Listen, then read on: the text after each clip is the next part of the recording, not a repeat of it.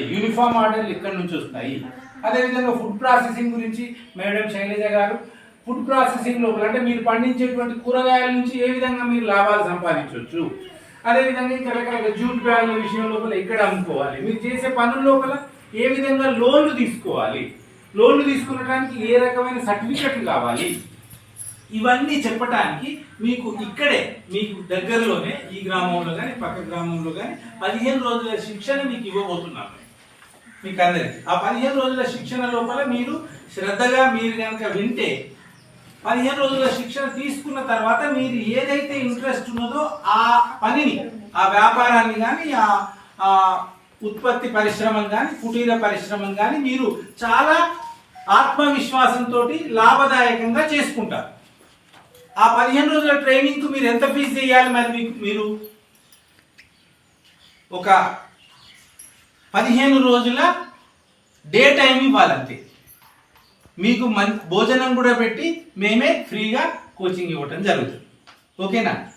మీ గుమ్మాలకి అవి కట్టుకున్నారు, లేకపోతే ఇంట్లో సెల్ ఫోన్ పౌచులు పెట్టుకున్నారు, ప్లాంట్లు హ్యాంగ్ చేసుకోవడానికి పెట్టుకున్నారు, ఏదో ఇంటి వరకు ఎంజాయ్ చేసారు చేసుకున్నారు. మహా అంటే మీ చుట్టాలకి వాళ్ళకి కొంచెం కొన్ని ప్రోడక్ట్స్ అమ్ముకున్నారు. ఇంకొంతమంది ఆ ట్రైనర్ ఇచ్చిన ప్రోడక్ట్స్ చేసి ఆమెకి ఇచ్చి ఇంతని ఫీస్ రేట్ కొన్నిసార్లు తీసుకున్నారు. ఇంతకు మించి ఏం ఫర్దర్ గా జరగల.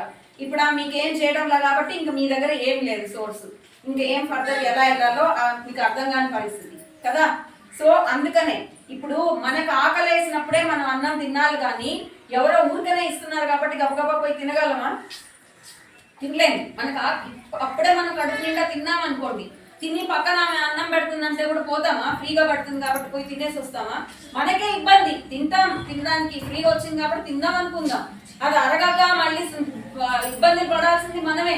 ఎందుకంటే ఆల్రెడీ తిన్నాకనో లేకపోతే మనకు అసలు ఆకలి లేకపోతేనో అవసరం లేకపోతేనో ఇష్టం లేదో తేరకొచ్చిందని మనం తిన్నాం అనుకోండి, మనమే ఇబ్బంది పడతాం కదా.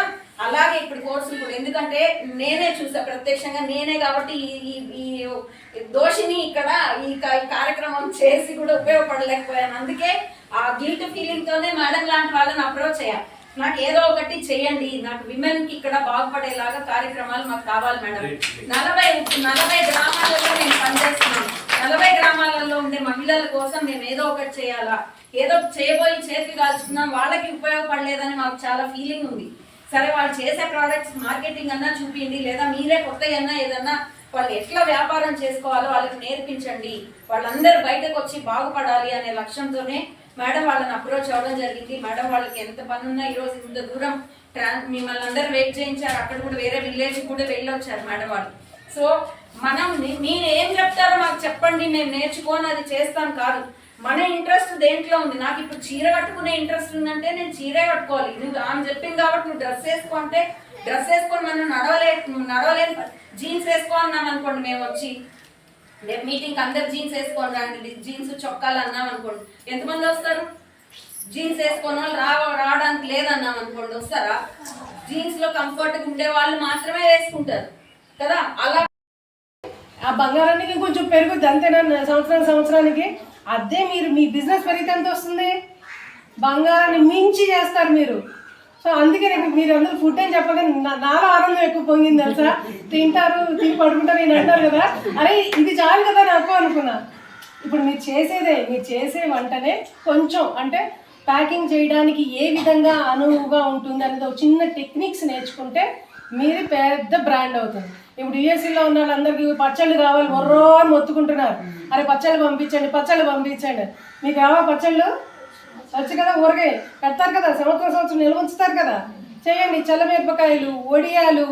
ఇప్పుడు వడియాలు వర్షం వచ్చింది ఎట్లా చెప్తారు మేడం? వడియాలు అంటే చిన్న డిహైడ్రేట్ మిషన్ తీసుకోండి. ఎంత ఉంటుంది? మీ 1,00,000 రూపాయల్లో పెట్టండి, ఒక 20,000 పెట్టండి అంతే.